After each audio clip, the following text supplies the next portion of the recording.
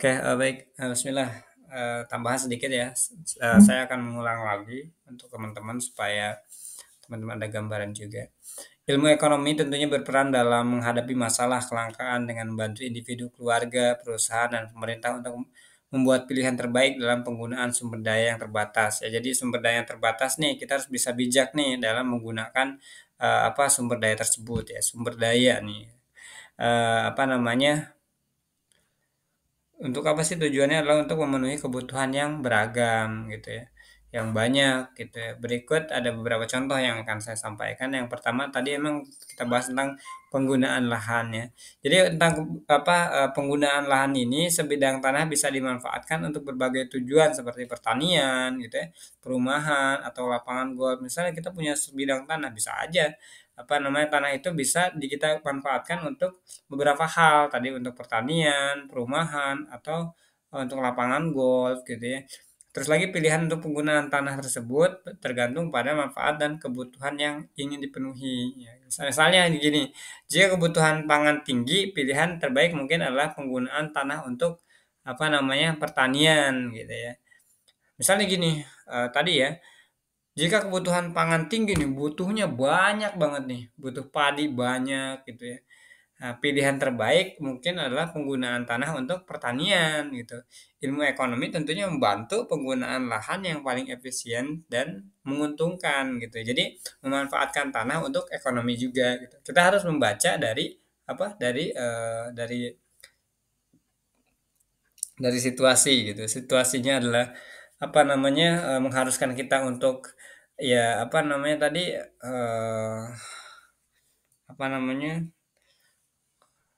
menghasilkan pundi-pundi atau ekonomi yang tinggi ketika saat kebutuhan itu tinggi juga gitu. Misalnya tadi, wah kebutuhan sayur-sayuran atau cabai nih, cabai itu sering banget tuh tinggi tuh ya, mahal karena mungkin petaninya sedikit gitu ya. Nah, kita punya banyak nih, kita punya sebidang tanah nih, kita bisa manfaatkan tuh untuk nanam-nanam cabai gitu. Supaya apa?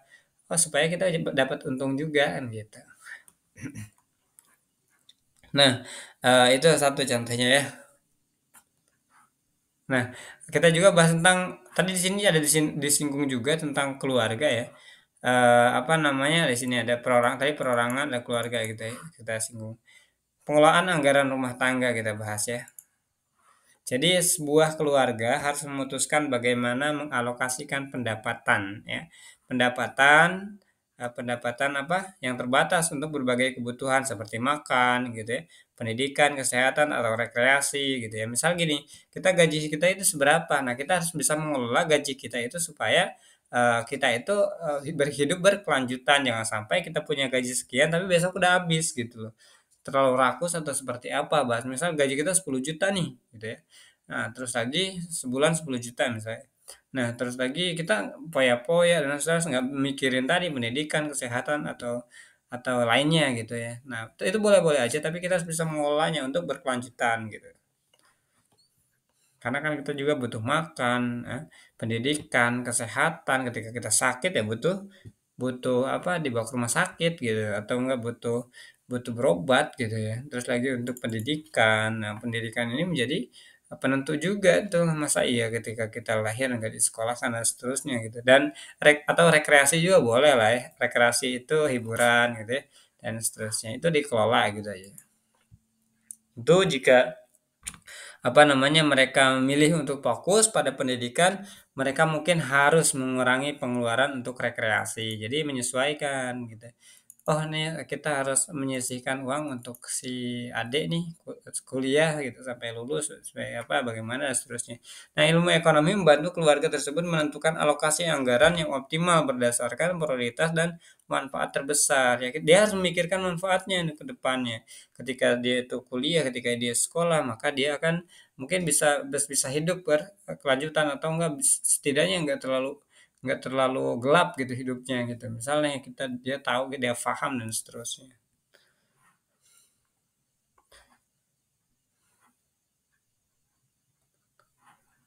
Nah, itu ya, tadi, jadi ilmu ekonomi itu membantu keluarga yang menentukan alokasi anggaran yang optimal berdasarkan prioritas dan manfaat terbesar, gitu ya. Nah, terus lagi apa lagi coba? Di sini ada apa keputusan produksi perusahaan. Nah, di sini kan ada disinggung juga perusahaan tadi juga kita bahas juga lah. Kalau di perusahaan itu apa namanya pemerintah ya, pemerintah memiliki sorry perusahaan ya. Oke, perusahaan harus memilih produk apa yang akan diproduksi dengan sumber daya yang terbatas ya. Jika mereka apa memproduksi barang A, mereka tidak bisa memproduksi barang B dengan jumlah yang sama gitu ya. Nah, ilmu ekonomi digunakan untuk menganalisa faktor-faktor seperti permintaan pasar, biaya produksi, dan potensi keuntungan untuk menentukan pilihan produksi yang paling menguntungkan. Ya. Nah, untuk perusahaan tadi, jika mereka produksi A contohnya ya, jadi pada dasarnya gini untuk perusahaan ini. Perusahaan harus memilih produk apa yang akan diproduksi dengan sumber daya yang terbatas. Sumber dayanya sedikit nih, apa nih yang harus kita produksi? Dan hasilnya harus untung, jangan sampai kita produksi hasilnya gagal gitu. Nah, jika mereka memproduksi barang A nih, barang A itu bebas lah ya. Mereka tidak bisa memproduksi barang B. Ya, kenapa? Ketersediaannya sedikit gitu. Terbatas dengan jumlah yang sama, paling nggak sedikit, ya, mungkin gitu ya. Ilmu ekonomi juga tentunya untuk menganalisa faktor-faktor seperti permintaan pasar nih. Nih permintaan pasar sekarang ini yang paling banyak apa nih? Produk apa? Misal sabun nih, sabun kalau pas zaman Covid itu ya, masker nih. Kebutuhannya banyak nih masker, ya udah. Karena kan terbatas juga tuh masker tuh ya. Nah, kebutuhan masker ya sudah sampai masker mahal tuh ya waktu itu. Ya udah produksi masker gitu. Nah, jadi apa namanya? Untuk perusahaan ini dia harus melihat pasar gitu ya. Terus biaya produksinya kira-kira mahal nggak sih biaya produksinya? Ketika biaya produksinya tinggi dan kita lempar ke masyarakat, sih kira-kira masyarakat minat nggak nih gitu ya? Karena terlalu tinggi harganya misalnya terlalu tinggi. Kalau sedang-sedang aja targetnya adalah apa ekonomi ke bawah ya bisa-bisa aja gitu dan potensi keuntungan untuk menentukan pilihan produksi yang paling menguntungkan. Dia harus bisa apa namanya eh, memilih atau menentukan pilihan produksi yang paling menguntungkan. Kira-kira apa nih? Gitu ya supaya menguntungkan produksi apa nih ya tadi dilihat dulu pasarnya gitu. Nah di sini juga ada pemerintah ya. Kita bahas tentang pemerintahan.